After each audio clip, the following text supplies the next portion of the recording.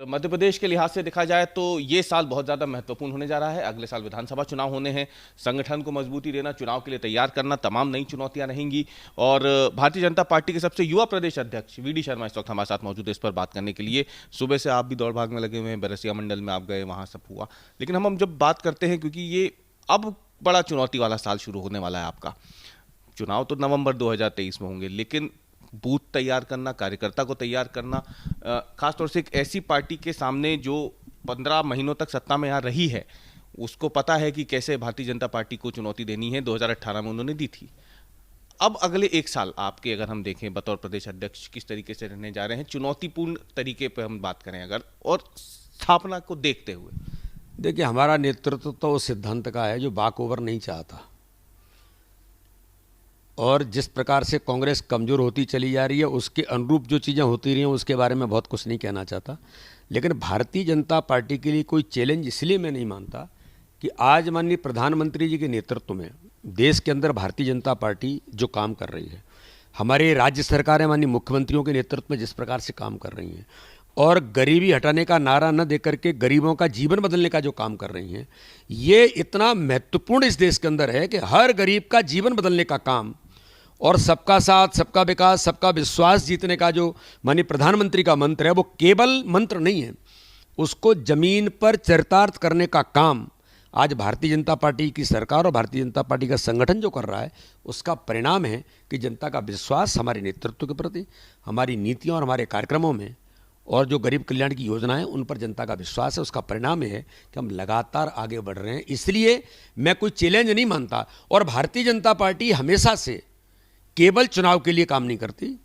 Corona आता है तो कोरोना के संकट में भी कार्यकर्ता जान जोखिम में डाल करके अपनी सामाजिक भूमिका निभाता है, तो इसलिए हमें दिक्कत नहीं होती। हम तो 365 दिन 24 घंटे सक्रिय रह करके काम करते हैं। कुछ ऐसे सवाल हैं जो कि आज के दिन के लिए ही खास तौर से लगता है कि वाजिब हो जाते हैं।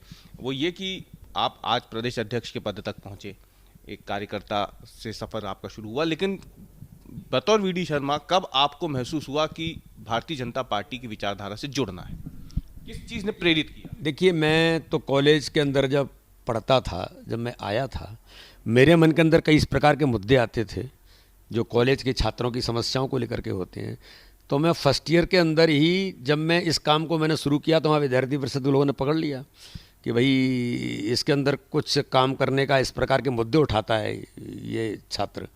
तो मैं वहाँ से जब आया, और देशभक्ति का जो भाव है ये मन के अंदर हमेशा इस प्रकार की चीज़ें रहीं, उसके कारण मुझे लगा कि मैं इस विचार के साथ जो राष्ट्रीय स्वयंसेवक संघ प्रेरित, चाहे विद्यार्थी परिषद हो या और संगठन हो, तो उसमें काम करते करते जब मैं भारतीय जनता पार्टी के अंदर आया तब मुझे ये जरूर एहसास हुआ कि भारतीय जनता पार्टी में एक प्रधानमंत्री नरेंद्र मोदी जी जैसा नेतृत्व जो 24 घंटे 365 दिन देश के लिए सोचते हैं, देश के लिए काम करते हैं, जिनके लिए देश पहले है, तो इससे अच्छा अवसर और क्या हो सकता है। और मुझे ये गर्व है, मैं अपने आप को धन्य मानता हूँ कि माननीय प्रधानमंत्री जी का नेतृत्व जब आया तभी मुझे भी भारतीय जनता पार्टी में प्रवेश मिला, और मैं झारखंड के अंदर था। उसके बाद नेहरू युवा केंद्र का वाइस चेयरमैन उनके नेतृत्व में बना।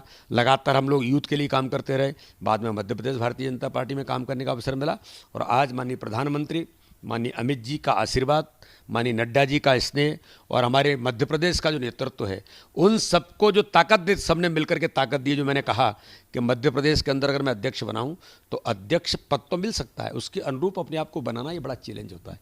मैं इस काम को अपने अंदर आज भी सीखने का प्रयास कर रहा हूँ कि मैं उसके अनुरूप बन सकूँ, और सभी नेतृत्व को जो मैंने विश्वास दिलाया हम उस पर खरा उतर सकें, ये मेरा प्रयास जारी है। एक आखिरी सवाल, भारतीय जनता पार्टी अन्य राजनीतिक दलों से अलग कैसे है?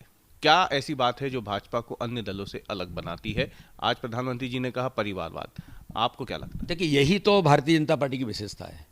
एक तो यह है कि भारतीय जनता पार्टी के लिए देश पहले है। माननीय प्रधानमंत्री जी ने कहा कि हम कैडर बेस्ड ऑर्गेनाइजेशन हैं, मैं भी एक कार्यकर्ता हूं, मुझे संगठन आदेश करे मुझे क्या काम करना है। ये कैडर बेस्ड ऑर्गेनाइजेशन होना ये बहुत महत्वपूर्ण पहलू है जो अन्य दलों से भारतीय जनता पार्टी को अलग बनाता है। दूसरा, माननीय प्रधानमंत्री ने कहा कि परिवारवाद देश के लोकतंत्र को खोखला कर रहा है। कई पार्टियां तो केवल परिवारवाद पर ही चल रही हैं, लेकिन माननीय प्रधानमंत्री आज से नहीं, पहले दिन से उनका ये प्रयास रहा है कि ये चीज़ भारतीय जनता पार्टी के अंदर न हो। और मैं आज विश्वास से कहता हूं कि भारतीय जनता पार्टी परिवारवाद से विमुख होकर के आज राष्ट्रवाद की उस धारा पर जो काम कर रही है, ये हमारे लिए बहुत महत्वपूर्ण है। ये अन्य दलों से भारतीय जनता पार्टी को अलग बनाता है। तीसरी बात मैं कहना चाहता हूं कि जिस प्रकार से आज भारत की राजनीति में लोग ये कहते थे कि प्रधानमंत्री की हम 1 रुपया भेजते हैं 85 भ्रष्टाचार में चला जाता है, 15 पैसे गरीब तक पहुंचता है। लेकिन भारत के प्रधानमंत्री मोदी जी के आने के बाद उन्होंने कहा नहीं, उन्होंने करके दिखाया कि सीधे सीधे डायरेक्ट ट्रांजैक्शन कैसे होगा। अगर 1 रुपया गरीब के पास जाना है तो 1 रुपया ही गरीब के पास पहुंचता है। जीरो टॉलरेंस करप्शन पर माननीय प्रधानमंत्री के नेतृत्व में इस भारत के अंदर आज़ादी के इतिहास में पहली बार इस प्रकार के अभियान और इस प्रकार के माध्यम से आज परिवर्तन देश के अंदर आया। तो ये भारतीय जनता पार्टी अलग प्रकार का दल है जो इस दिशा में अंत्योदय के विचार को लेकर के गरीबों का जीवन बदलने का काम कर रहा है। गरीब हटाने का नारा नहीं, गरीबों का जीवन कैसे बदलेगा, आज बदलने का काम भारतीय जनता पार्टी की सरकार माननीय मोदी जी के नेतृत्व में हमारी सरकार चाहे केंद्र के अंदर होगी या राज्य के अंदर होगी, वो लगातार कर रही है। बहुत उनसे बात करनी थी। ये मध्य प्रदेश भारतीय जनता पार्टी के प्रदेश अध्यक्ष वी डी शर्मा, जिन्होंने भाजपा में क्यों आए, भाजपा किस तरीके से काम करती है, 2023 तक क्या चुनौतियां रहेंगी, कैसे उनसे निपटेगी, इन तमाम पहलुओं पर आज तक से खास बातचीत की। कैमरामैन इरशाद खान के साथ रवीश पाल सिंह, भोपाल, आज तक।